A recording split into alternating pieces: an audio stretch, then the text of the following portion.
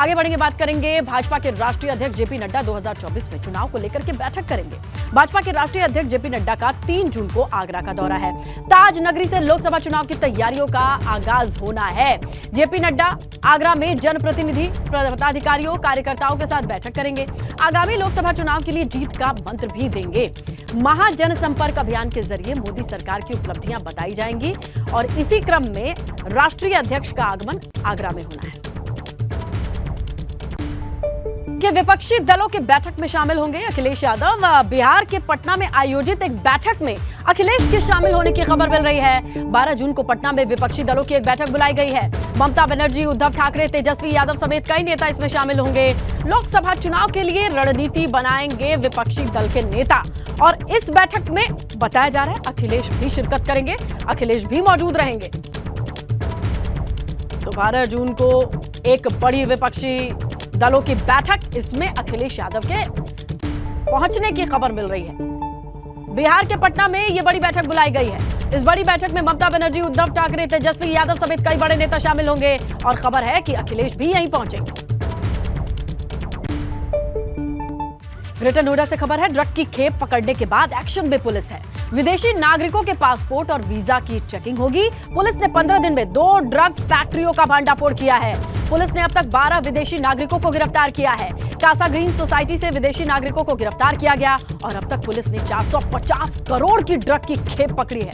अंदाजा लगाइए, ये बड़ी खेप है, इसलिए जरूरत है एक अभियान की, जहां ग्रेटर नोएडा में व्यापक तौर पर अभियान चला करके पता लगाया जाएगा कि और विदेशी नागरिकों का डिटेल डेटा है कहां, उनके कागजात पुख्ता है या नहीं, क्योंकि जो रिकॉर्ड बता रहा है कि 450 करोड़ की ड्रग की खेप पुलिस ने पकड़ी है। कासा ग्रीन सोसाइटी सबसे हालिया वाकया है जहां विदेशी नागरिकों को गिरफ्तार किया गया।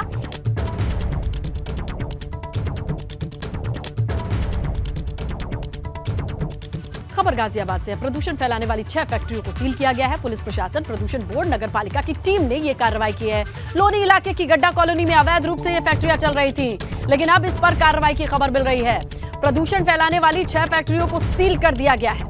पुलिस प्रशासन, प्रदूषण बोर्ड और नगर पालिका की टीम ने यह संयुक्त कार्रवाई की है। लोनी इलाके में गड्ढा कॉलोनी है जहां पर गलत तरीके से ये फैक्ट्रियां चल रही थी। मानक के हिसाब से, सारे स्टैंडर्ड के नॉर्म्स के हिसाब से चीजें नहीं थी और अब इन्हें सील कर दिया गया है। खबर गाजियाबाद से है। गाजियाबाद में 4 मंजिला मकान जो बन रहा था वो झुक चुका है। कंस्ट्रक्शन चल रहा, अंडर कंस्ट्रक्शन मकान के झुकने से इलाके में दहशत का माहौल है। गाजियाबाद के भोपुरा कुटी कॉलोनी का मामला, 50 गज का ये मकान बन रहा है, 4 फ्लोर है। इस पे लोगों की शिकायत पर जीडी और पुलिस मौके पर है। आसपास के मकानों को खाली कराया गया है। निर्माणाधीन 4 मंजिला मकान आज गिराया जाएगा, क्योंकि इसके झुकने की खबर और तस्वीर जब सामने आई तो लोगों के हाथ पांव फूल गए, क्योंकि ये खतरनाक है। अब ये पूरा मामला क्या है ये भी देखिए, आप समझिए। गाजियाबाद में 4 मंजिला मकान बन रहा था और ये मकान अब झुक रहा है। एक तरफ झुकने की तस्वीर आई है। 50 गज का ये मकान 50 गज की जमीन पर बन रहा है, 4 फ्लोर है इस पे। आसपास के मकानों को अब खाली कराना होगा और आज इस मकान को गिराया जाएगा। लेकिन बड़ा सवाल ये है कि आखिरकार ये झुका क्यों? ऐसी क्या स्थिति है, परिस्थिति है जिसकी वजह से ये मकान झुकता हुआ इस तरीके से नजर आया? चलिए, ज्यादा जानकारी के लिए रुक करेंगे हमारे सहयोगी शक्ति का। शक्ति, आज इस मकान को लेकर के क्या एक्शन लिया जाने वाला है और इसकी वजह क्या है, पता चल रहा है कुछ? देखिए, इस मकान को आज ध्वस्त किया जाएगा क्योंकि आसपास के जो 11 मकान हैं उन सभी में दहशत, उसमें जो लोग रहते हैं उन सभी में दहशत का माहौल देखने को मिला और उन सभी से जो पुलिस प्रशासन है और जो जीडीए के जो लोग हैं उन सभी ने इन जो आसपास के रहने वाले लोग हैं उनको खाली करा दिया। वहीं मकान को देखा कि मकान 50 गज, सिर्फ जमीन 50 गज है और मजबूती नहीं उसमें बिल्कुल भी दी गई है और वो 4 मंजिला खड़ा कर दिया, जिसके बाद 1 फुट यानी कि 1 फुट काफी होता है जो कि झुक गया, जिसके बाद आगे की जो दीवार थी वह गिरी और उसके बाद जो आसपास के जो पड़ोसी थे उन लोगों में भगदड़ मच गई, जिसके बाद पुलिस प्रशासन को बताया गया। पुलिस प्रशासन ने जो विकास प्राधिकरण है उसको सूचना दी, मौके पर पहुंचे, टेक्निकल मुआयना हुआ और अब निर्णय लिया गया है कि इस जो निर्माणाधीन जो मकान है जो बना दिया गया 4 फ्लोर इसके तैयार किए जा रहे थे, आज इसको ध्वस्त किया जाएगा ताकि बिल्कुल शक्ति, टेक्निकल मुआयना में ये वजह भी सामने आनी चाहिए ताकि आने वाले वक्त में कुछ इस तरीके के कंस्ट्रक्शन ना हो सके, इस पर रोकथाम की जाए, बजाय इसके कि इसे तोड़ा जाए, आसपास के मकानों को खाली कराया जाए। ये लंबी और रिस्की प्रोसेस है। शुक्रिया शक्ति, आप नजर बना करके रखिएगा। फिलहाल जो जानकारी आपने साझा करी, यहाँ पर तकनीकी तौर पर मुआयना किया जा चुका है, इस मकान को गिराया जाना होगा। आसपास से 11-12 मकान इसके जद में आ सकते हैं। लोगों में डर का माहौल है। झुकती हुई बिल्डिंग जो अंडर कंस्ट्रक्शन है, इससे लोगों में खौफ है। और आगे बढ़ेंगे, बात करेंगे यूपी से हरियाणा पहुंची पहलवानों की लड़ाई। कुरुक्षेत्र में आज खाप पंचायत होनी है। सुबह 11 बजे कुरुक्षेत्र के जाट भवन में सर्व खाप पंचायत का आयोजन होगा। आगे के आंदोलन की कुरुक्षेत्र में अब रणनीति बनेगी। कुरुक्षेत्र में खापों के चौधरी कोई बड़ा फैसला लेंगे। मुजफ्फरनगर में खाप पंचायत ने फैसले को सुरक्षित रखा था। आपको बताएं, सोरन में कल हर खाप के चौधरियों का इकट्ठा होना और उनकी सर्वसम्मति से एक फैसला लिया गया जिसे सुरक्षित रखा गया। लेकिन आज बारी है कुरुक्षेत्र की। कुरुक्षेत्र में आगे की रणनीति बनेगी। संभवतः जो फैसला लिया गया है उसके आगे किस तरीके से उस फैसले को अमली जामा पहनाया जाए, जमीन पर उतारा जाए, इसे लेकर के मंथन होगा।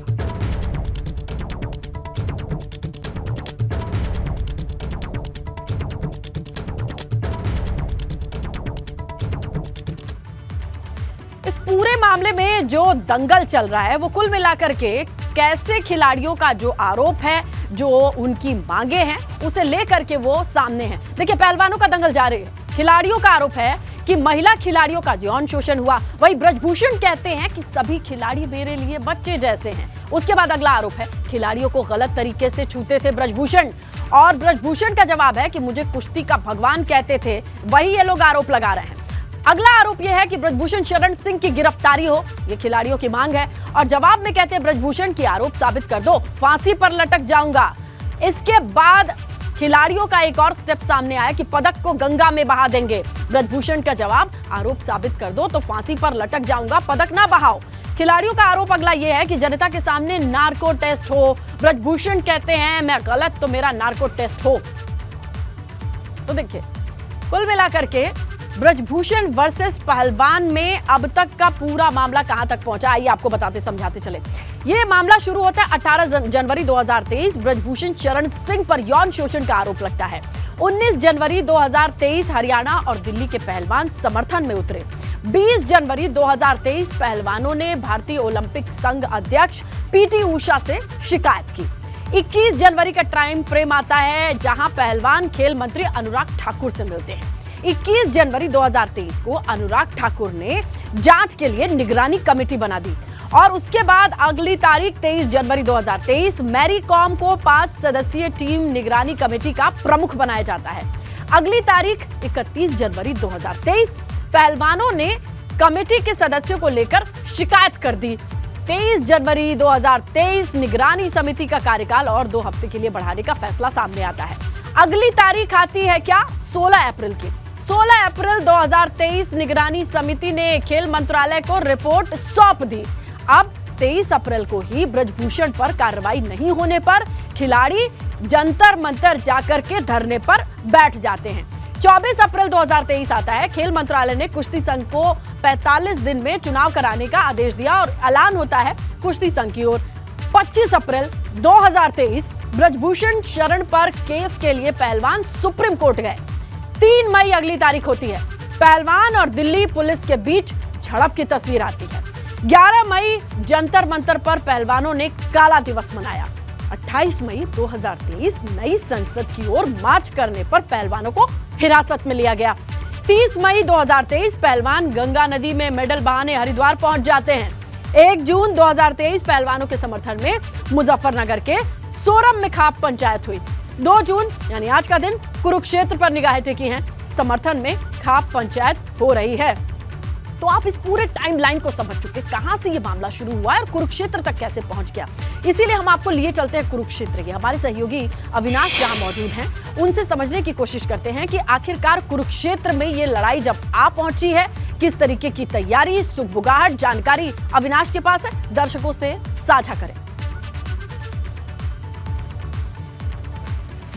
देखिए इसमें लता, अगर बात करें तो इस वक्त मैं जाट धर्मशाला में मौजूद हूँ, जहाँ पे आज ये सर्व खाप पंचायत आयोजित हो रही है। 12 बजे आपको बताया जाए तब तमाम सारी जातियों के जो चौधरी है वो यहाँ पे पहुँचेंगे। और यहाँ पे देखिए तस्वीरें ये जाट धर्मशाला की है और ये जो तमाम सारे लोग बैठे ये आयोजक हैं जो आज की जो सर्व खाप पंचायत है उसका आयोजन करने जा रहे हैं। क्योंकि जिस तरीके से कल मुजफ्फरनगर के शोरम में ऐलान हुआ उसके बाद अब अगली पंचायत यहीं पे होनी है और यहीं से कुछ निर्णय निकलना है। चौधरी साहब आप बताइए क्या निर्णय होगा और किस तरीके से कितने बजे ये जो सर्व खाप पंचायत है वो आयोजित की जाएगी? मैं सुरेंद्र सिंह पूर्व प्रधान जाट धर्मशाला, जो गत लगभग 40 दिनों से इस देश की बेटियों की आवाज़ नहीं सुनी जा रही, उनके साथ एक ज्यादती हो रही है बर्बर तरह, पुलिसियाना उनके ऊपर जुल्म हो रहे हैं, पाँव तले बेटियों के कहीं उनके मुंह रौंदे जा रहे हैं, कहीं शरीर नोचे जा रहे हैं और मजबूर होकर रो रो कर वो देश की बेटियां जिनके ऊपर पूरा देश को गर्व है, गर्व था देश की बेटियां कह के उनको संज्ञाकित किया गया था, वो बेटियां अपने मेडल भी गंगा में बहाने के लिए मजबूर हुई। पूरा देश में इस चीज़ का रोष है, लेकिन पूरे देश की और इन बेटियों की आवाज़ को सुना नहीं जा रहा। गत दिनों जींद के अंदर सर्व खापों की सर्व समाज की बैठक हुई थी, जहां आगामी बैठक कुरुक्षेत्र में करने का निर्णय लिया गया।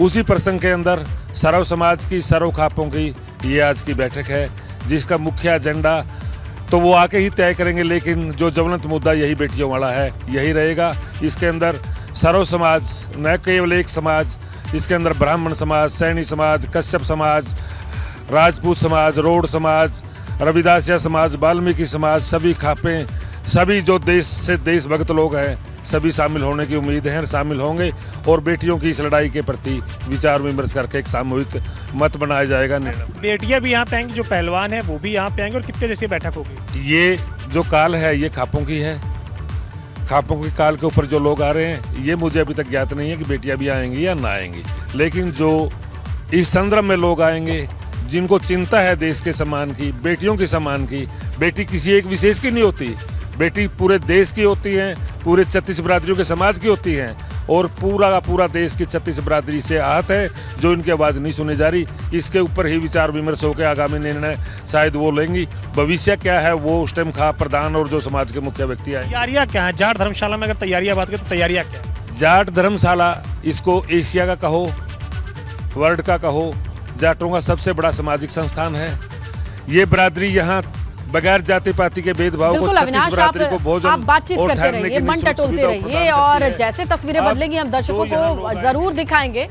शुक्रिया। अब आगे बढ़े बात करें 2024 लोकसभा चुनाव को लेकर के बीजेपी का महाजनसंपर्क अभियान जारी है। लोकसभा सीटों को लेकर के जो क्लस्टर बनाए गए हैं उसके प्रमुख प्रेस कॉन्फ्रेंस कर मोदी सरकार के 9 साल के कामकाज का बखान कर रहे हैं। इसी कड़ी में आज कहां किस तरीके से इस अभियान को चलता देखा जाएगा, क्योंकि पूरे 1 महीने का यह अभियान है। 9 साल के कामकाज की केंद्र की योजनाओं की जानकारी दी जाएगी।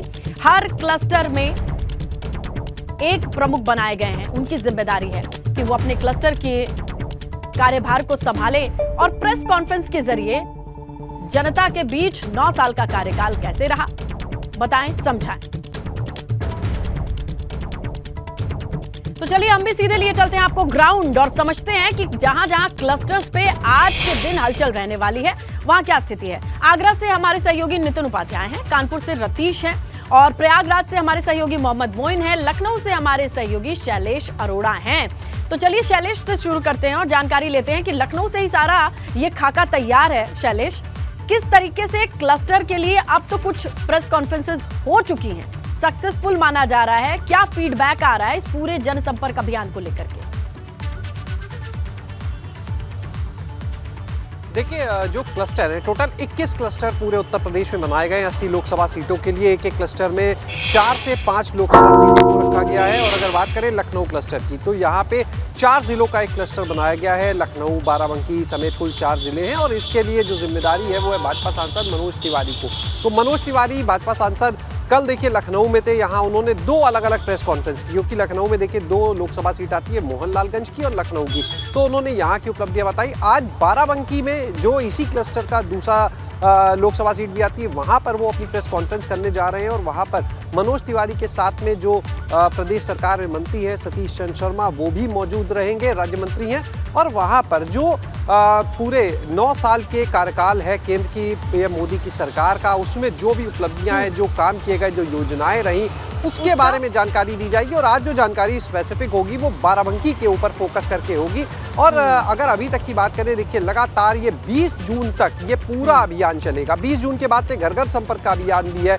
इस बीच में कुछ और कार्यक्रम चलेंगे, लेकिन जो प्रेस कॉन्फ्रेंस का सिलसिला है देखिए वो लगातार जारी है। 20 तारीख कुल मिलाकर के देखा जाए मोटा मोटी तस्वीर 20 तारीख को रिपोर्ट जब जाएगी कि कितना सफल रहा है ये अभियान। आगरा का रुख कर लेते हैं। ब्रज क्षेत्र को लेकर के, ब्रज क्षेत्र का जो क्लस्टर बनाया गया, नितिन कैसी रिपोर्ट है, आज क्या हलचल रहने वाली है?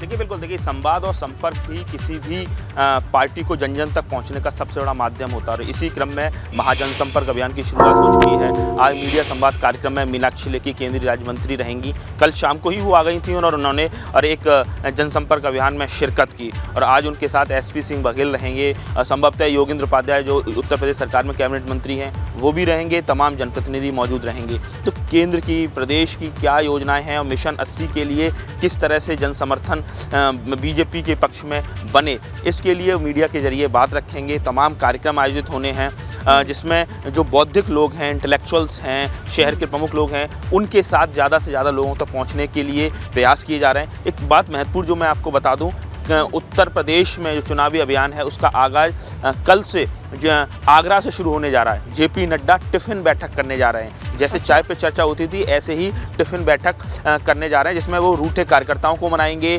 सभी कार्यकर्ता अपने घर से टिफ़िन लेकर आएंगे। और जतिन रिसोर्ट में ये कार्यक्रम रखा गया है, जहां बड़ी संख्या में कार्यकर्ताओं के साथ टिफ़िन खाते हुए वो तमाम फीडबैक लेंगे। पार्टी की रीति नीतियां हैं उनको कैसे पहुंचाया जाए, मिशन 2024 के लिए कैसे जुटा जाए। ये आपने दिलचस्प बताया कि टिफिन पर बैठक होगी, घर से टिफिन लेकर के आएंगे और वो खाना खाएंगे। लेकिन प्रयागराज लिए चलते हैं, संगम नगरी में क्या माहौल है, वहां के क्लस्टर को लेकर के कैसे इनपुट है मोइन?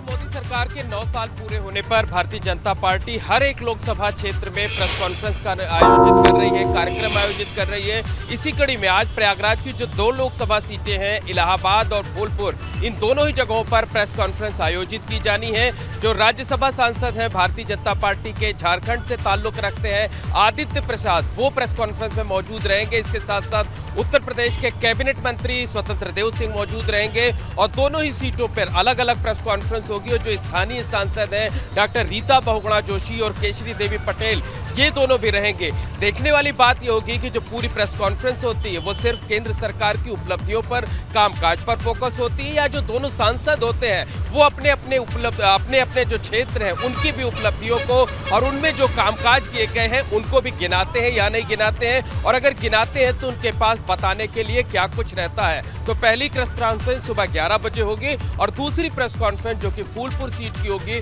वो दोपहर 2 बजे होगी। और दोनों ही प्रेस कॉन्फ्रेंस में देखना ये होगा कि क्या कुछ उपलब्धियां स्थानीय स्तर पर बताई जाती हैं, यानी जो पार्लियामेंट्री कॉन्स्टिट्यूंसी है वहां पर क्या काम किए गए हैं, उसके बारे में क्या कुछ जानकारी दी जाती है। बिल्कुल मोइन, ये अहम रहेगा। चलिए रतीश का रुख करते हैं, कानपुर को लेकर के क्या इनपुट है रतीश? बिल्कुल, देखिए अगर कानपुर की बात की जाए तो कानपुर के क्लस्टर में 4 सीटें लोकसभा की आ रही हैं। कानपुर संसदीय सीट है, कानपुर से जुड़ी हुई अकबरपुर लोकसभा सीट है, जालौन है और झांसी है। इन सभी पर केंद्रीय मंत्री और उनके सहयोगी जो क्लस्टर हेड बनाए गए हैं वो पहुंच रहे हैं और इस तरीके की प्रेस कॉन्फ्रेंस कर रहे हैं। अगर आज की बात की जाए तो आज केंद्रीय ऊर्जा मंत्री RK सिंह, जिनको प्रभारी बनाया गया है इस क्लस्टर का, वो यहाँ पर पहुंचेंगे। सबसे पहले वो कानपुर देहात जाएंगे, जहाँ पर अकबरपुर लोकसभा में वो बीजेपी कार्यालय में प्रेस कॉन्फ्रेंस करेंगे। उनके साथ गुजरात से बीजेपी सांसद विनोद चावड़ा भी रहेंगे, जिनको सहप्रभारी या ये कहा जा सकता है सहयोगी की भूमिका में रहेंगे। इनके साथ ही तमाम जो मंत्री उत्तर प्रदेश सरकार में है, राकेश सचान जो कैबिनेट मंत्री हैं, अजीत पाल और प्रतिभा शुक्ला, ये भी उत्तर प्रदेश सरकार में राज्य मंत्री हैं, ये सभी वहां पर मौजूद रहेंगे। उत्तर प्रदेश विधानसभा के अध्यक्ष सतीश महाना के भी रहने की संभावना जताई गई है और तमाम जनप्रतिनिधि इनके साथ रहेंगे। लेकिन मोदी सरकार के जो 9 साल पूरे हुए हैं उसकी उपलब्धियों को बताने के लिए ये प्रेस कॉन्फ्रेंस की जा रही है और तमाम स्थानीय स्तर पर जो काम डबल इंजन की सरकार के द्वारा किए गए हैं वो भी बताए जा रहे हैं। इसके बाद अगर बात की जाए तो इसका कानपुर देहात में अकबरपुर की लोकसभा सीट में 2 बजे प्रेस कॉन्फ्रेंस होगी और उसके बाद कानपुर में 5 बजे का वक्त रखा गया है, जब RK सिंह और उनके तमाम सहयोगी कानपुर शहर में कानपुर संसदीय लोकसभा सीट में प्रेस कॉन्फ्रेंस करेंगे और मोदी सरकार की 9 साल की जो उपलब्धियां हैं उनको एक एक करके गिनाया जाएगा। कुल मिलाकर के पूरा माहौल बनाने की कोशिश भारतीय जनता पार्टी के द्वारा की जा रही है, देश भर में इस तरीके का अभियान चलाकर और जनसंपर्क अभियान चल रहा है, कहीं टिफिन बैठक के रूप में दिखाया जा रहा है और कहीं इस तरीके की प्रेस कॉन्फ्रेंस के जरिए उपलब्धियां बताई जा रही हैं कि आखिरकार 9 सालों में मोदी सरकार ने देश भर में क्या परिवर्तन लाया है, कौन-कौन सी और योजनाएं देखना चलाई होगा हैं। कि हर और जब से क्लस्टर में जाकर के किस तरीके से क्लस्टरवार तरीके से अगर 21 क्लस्टर में बांटा गया है, हर लोकसभा के लिए क्या अलग अलग टॉपिक है, कंटेंट है, उसका खाका कैसे तैयार किया गया, ये देखना और समझना जरूरी रहेगा। और ये प्लेटफॉर्म एबीपी गंगा पर हम दर्शकों के लिए लेकर आएंगे ताकि अंदाजा लगे कि क्लस्टर को कैसे डिफरेंशिएट किया गया है। रतीश, नितिन, मोइन, शैलेश, आप सभी का शुक्रिया ग्राउंड रिपोर्ट देने के लिए हमारे दर्शकों के लिए।